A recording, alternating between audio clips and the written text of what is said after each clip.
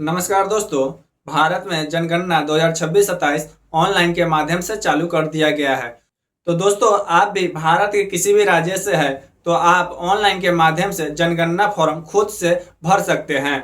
दोस्तों, इसमें कुल मिला के 32-33 सवाल पूछा गया है और बिल्कुल आसान आसान सवाल पूछा गया है। जैसे कि आपके घर में मोबाइल है, आपके घर में खाना क्या चीज पे बनता है, आपके घर में एलपीजी कनेक्शन है, आपके घर में शौचालय है, आपका मकान किस प्रकार का है, ऐसे ऐसे सवाल पूछा गया है। तो दोस्तों, आज हम इस वीडियो के माध्यम से बताने वाले हैं कि जनगणना फॉर्म 2026-27 ऑनलाइन के माध्यम से खुद से घर बैठे कैसे भरेंगे। सारी जानकारी स्टेप बाय स्टेप करके बताएं। वीडियो अच्छी लगी वीडियो को एक लाइक कीजिएगा, चैनल को सब्सक्राइब कीजिएगा। तो चलिए वीडियो को शुरू करते हैं। दोस्तों, सबसे पहले गूगल या क्रोम ब्राउजर में आ जाना है और यहाँ पे सर्च करना है जनगणना 2027 लिखकर सर्च कर देना है। उसके बाद यहाँ पर होम गवर्नमेंट ऑफ इंडिया का एक वेबसाइट मिलेगा, सेंसस ऑफ इंडिया।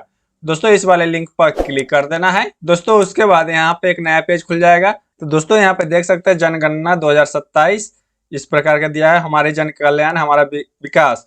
दोस्तों, स्क्रॉल के नीचे आना है और यहाँ पे एक ऑप्शन मिलेगा सेल्फ इन्यूमरेशन का। दोस्तों, इस वाले ऑप्शन पर क्लिक करना है और यहाँ पे पूछा जा रहा है क्या आपको एक्सटर्नल यानी कि दूसरा वेबसाइट पर ट्रांसफर किया जा रहा है। तो यहाँ पर ओके का ऑप्शन पर क्लिक करेंगे। यहाँ पे मान लीजिए कि आपके मोबाइल में पॉपअप ब्लॉक होगा तो यहाँ पे ऑन कर लेना है और डन के ऑप्शन पर क्लिक कर देना है और सेल्फ इन्यूमरेशन पर क्लिक करना है। तो दोस्तों, यहाँ पे देख सकते हैं सेंसस ऑफ इंडिया 2027 इस प्रकार का एक पेज खुल गया है। यहाँ पे सेल्फ इन्यूमरेशन HLO लॉगिन। तो दोस्तों, यहाँ पे देख लेना है कि आप जो सेल्फ इन्यूमरेशन है, खुद से जनगणना है, वो कब से कब तक कर सकते हैं। यहाँ पे दिया हुआ है स्व गणना की अवधि। तो यहाँ पे एक नोटिस खुल गया हुआ है।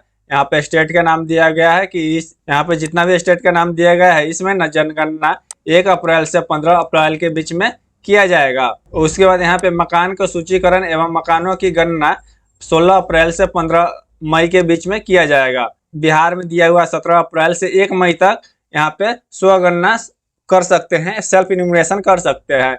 उसके बाद यहाँ पे मकानों का सूचीकरण एवं मकानों की गणना 2 मई से 31 मई तक किया जाएगा। तो इस प्रकार से आप नोटिफिकेशन भी देख सकते हैं। तो यहाँ पे पहले आना है, यहाँ पे स्टेट सेलेक्ट कर लेना है कि आप कौन सा स्टेट से है। जो भी स्टेट है आप सेलेक्ट कर लेंगे। उसके बाद यहाँ पे जो कैप्चा दिया है कैप्चा को डालेंगे और वेरीफाई एंड प्रोसीड के ऑप्शन पर क्लिक करेंगे।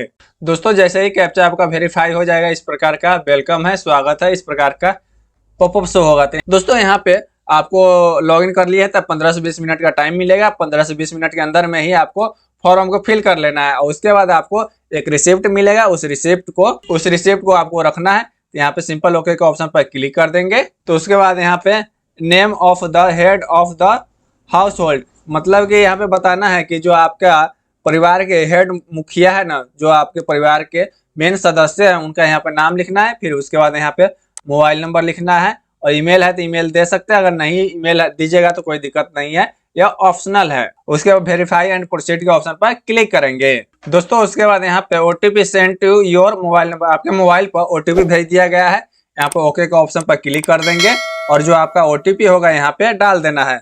दोस्तों, हम लाइव बताने वाले हैं, देख लीजिए यहाँ पर 24 32 36। तो यहाँ पे 24 36 यहाँ पे डाल दिया और वेरीफाइड OTP का ऑप्शन पर क्लिक करेंगे। तो यहाँ पे प्लीज सिलेक्ट ए लैंग्वेज। दोस्तों, यहाँ पे लैंग्वेज सेलेक्ट करना है कि आप कौन से लैंग्वेज में देखना चाहते हैं। दोस्तों, हम यहाँ पे हिंदी कर लेंगे क्योंकि हिंदी अच्छा से समझ में आएगा। तो यहाँ पे हिंदी कर लिया और वेरीफाई OTP का ऑप्शन पर क्लिक करेंगे। दोस्तों, यहाँ पे राज्य ऑटोमेटिक सिलेक्ट रहेगा। उसके बाद यहाँ पे जिला सेलेक्ट कर लेना है कि आपका जिला कौन सा है। जो भी जिला है यहाँ पे सिलेक्ट कर लेंगे। उसके बाद एरिया पिन कोड डालना है, जो भी आपका एरिया का पिन कोड होगा उसे यहाँ पे डाल देना है और यहाँ पे लैंडमार्क लिखना है, जो भी आपका लैंडमार्क होगा यहाँ पे लिख देना है। जैसे नाम लिखिएगा तो यहाँ बहुत से नाम आ जाएगा, तो यहाँ पे आपको सर्च कर लेना है। तो यहाँ पे हमारा ये वाला आ गया है, तो यहाँ पे सर्च कर लिया है और मैप को थोड़ा सा अच्छा से खोजना है ताकि आपको दिक्कत ना हो। मान लीजिए कि हमने मैप खोज लिया है, मान लीजिए कि हमारा यहाँ पे घर है, तो यहाँ पे पकड़ के लाएंगे इसको मैप को यहाँ पर, और जो सेंटर बन रहा है ना ये वाला और इस पर छोड़ देंगे तो यहाँ पे लोकेशन मैच हो जाएगा। तो इस प्रकार से आपको लोकेशन को मैच भी कराना है ताकि आपका जब भी इन्यूमरेशन होगा ना, जब भी जनगणना होगा, तो यहाँ पे आके आपको एग्जैक्ट लोकेशन पर आके आपका जनगणना कर लिया जाएगा। अगर मान लीजिए कि डिटेल सही है तो यहाँ पर स्क्रॉल करके नीचे आएंगे और स्थान की पुष्टि करे का ऑप्शन मिलेगा, इस पर क्लिक करना है। दोस्तों, आपको मैप का थोड़ा सा अच्छा से देखना पड़ेगा, ऐसे नहीं कि आप किसी प्रकार से देख लिए और कहीं पर भी निशान लगा के छोड़ दिए, नहीं ऐसा नहीं करना है।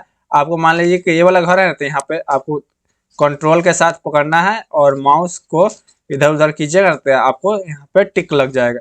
मान लीजिए कि हमको यहाँ पे टिक लगाना है, तो यहाँ पे देखिए ये लोकेशन आ गया, यहाँ पे हम स्थान की पुष्टि कर देंगे, हो गया।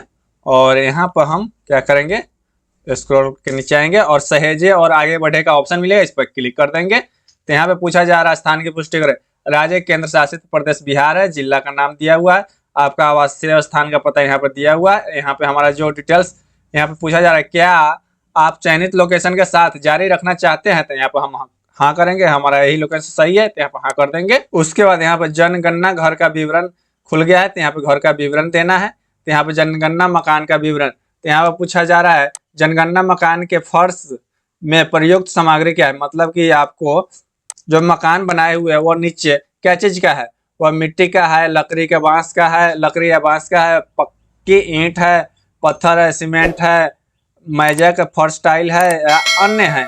दोस्तों यहाँ पे हमारा मिट्टी का था, यहाँ पे मिट्टी डाल देंगे। उसके बाद यहाँ पे दूसरा सवाल पूछा जा रहा है, मकान के दीवार में प्रयुक्त सामग्री, तो यहाँ पे जो आपका मकान है वो क्या चीज से बना हुआ है, यहाँ पर दिया हुआ है घास फूस, बांस का है, प्लास्टिक का या पॉलीथीन का है, मिट्टी कच्ची ईंट का है, लकड़ी का है, पत्थर मसाला गोरा के साथ नहीं, पत्थर मसाला गारा के साथ, GI धातु एस्बेस्टर चद्दर के है, या पक्की ईंट है, या कंक्रीट है, या अन्य कोई है। दोस्तों यहाँ पे हम बता देंगे कि हमारा यहाँ पे हमारा मिट्टी कच्ची ईंट का है, तो यहाँ तो इसे सेलेक्ट कर लेंगे। उसके बाद मकान के छत में प्रयुक्त सामग्री क्या है, जो आपका मकान है, मान लीजिए कि आपका जो घर बना होगा उसका छत क्या चीज का है, यहाँ पे घास फूस का है, बांस के, लकड़ी का है, प्लास्टिक का, पॉलीथीन का है, यहाँ पर हस्त निर्मित टाइल्स है, मशीन से निर्मित टाइल्स है, पक्की ईंट है, पत्थर है, स्लेट है, या एस्बेस्टर है, यानी कि एल्बेस्टर है, या कंक्रीट है, या अन्य कोई है। जो भी है आप अपने स्थिति में चयन कर लीजिएगा, जो आपका छत होगा ना उसे चयन कर लीजिएगा। तो यहाँ पे हमारा जो बांस का होता है ना फूस वाला घर, वो वाला है, तो यहाँ पे हम इसे सेलेक्ट कर लेंगे। उसके बाद जनगणना मकान की स्थिति क्या है, मकान आपका अच्छी है, रहने योग्य है, जीर्ण शीर्ण है, तो यहाँ पर तो हमारा रहने योग्य है, तो यहाँ पर इसे यस करेंगे और सहेजे और आगे बढ़े का ऑप्शन मिलेगा, इस पर क्लिक करेंगे। दोस्तों आप अपने केस में ना आप अपने हिसाब से चयन कीजिएगा कि आपका मकान पक्का का होगा तो पक्का सेलेक्ट कीजिएगा, कच्चा होगा तो कच्चा सेलेक्ट कीजिएगा। उसके बाद यहाँ पर हाँ का ऑप्शन मिलेगा, यहाँ पर दिया हुआ है क्या आप सुनिश्चित है कि आप जारी रखना चाहते हैं, जो आपने डिटेल्स दिया है वो सही है, तो यहाँ पे हम करेंगे हाँ हमारा सही है। उसके बाद हमारा अगला पेज खुल जाएगा, यहाँ पर सामान्य जानकारी देना है। तो सामान्य जानकारी में क्या है, जो हमारा यहाँ पे पूछा जा रहा है इस परिवार में सामान्यतः रहने वाले व्यक्ति की कुल संख्या कितना है, तो जो आपके पास जितना होगा उस हिसाब से डाल दीजिएगा। मान लीजिए कि 5 हो सकता है, 4 हो सकता है, 7 हो सकता है, 8 हो सकता है, तो आप अपने हिसाब से डाल दीजिएगा। उसके बाद परिवार के मुखिया का नाम यहाँ पर दिया हुआ है। उसके बाद परिवार के मुखिया का नाम चुनी हुई भाषा में, यानी कि हिंदी में यहाँ पे लिखना है, यहाँ पर कीबोर्ड भी दिया हुआ है, यहाँ पे हम लिखेंगे। दोस्तों जैसे ही आप हिंदी में इंग्लिश में लिखिएगा ना तो ऑटोमेटिक हिंदी में हो जाए।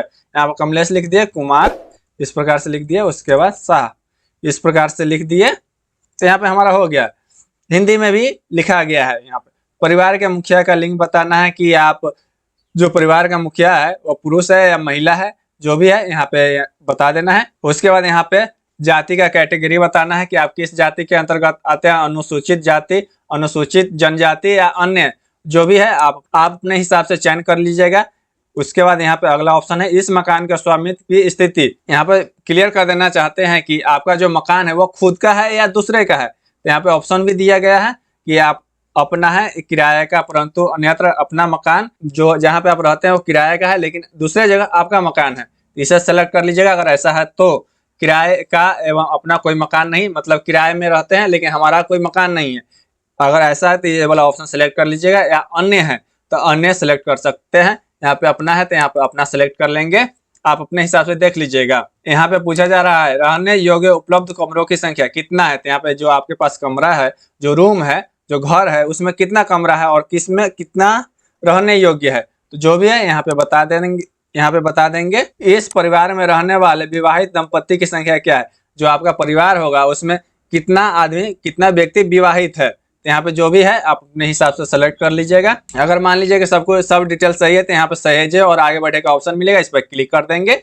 यहाँ पे फिर पुष्टि करना है, क्या आप सुनिश्चित करें कि आप जारी रखना चाहते हैं तो यहाँ पे हाँ के ऑप्शन पर टिक करना है दोस्तों। उसके बाद यहाँ पे 4 नंबर कॉलम खुल जाएगा। यहाँ पे परिवार के लिए सुविधा की उपलब्धता, जो आपको परिवार की क्या सुविधा मिलता है, तो यहाँ पे पूछा जा रहा है पेयजल का स्रोत, यानी कि जो आप पानी पीते हैं वह किस माध्यम से पीते हैं। नल का पानी पीते हैं उपचारित स्रोत से, नल का पानी अनउपचारित स्रोत से, कुआं का पानी है, हैंडपंप है, ट्यूबवेल है, बोरवेल है, झरना है, नदी है, नहर है, टैंक का पानी पीते हैं। उसके बाद सीलबंद पैकेट बोतल का पानी पीते हैं, अन्य स्रोत है। तो दोस्तों हमारे पास हैंडपंप है, यानी कि कॉल है, चापाकल होता है ना, वो वाला है।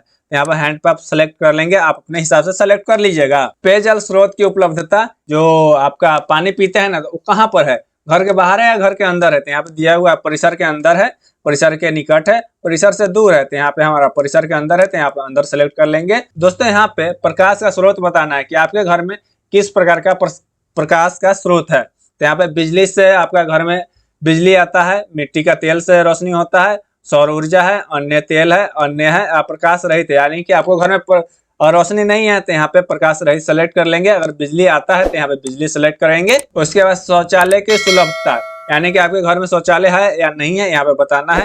यहाँ पे हाँ, केवल परिवार अगर है तो यहाँ पर केवल परिवार के उपयोग के लिए है, अन्य परिवार के साथ साझा में है, और सार्वजनिक शौचालय है।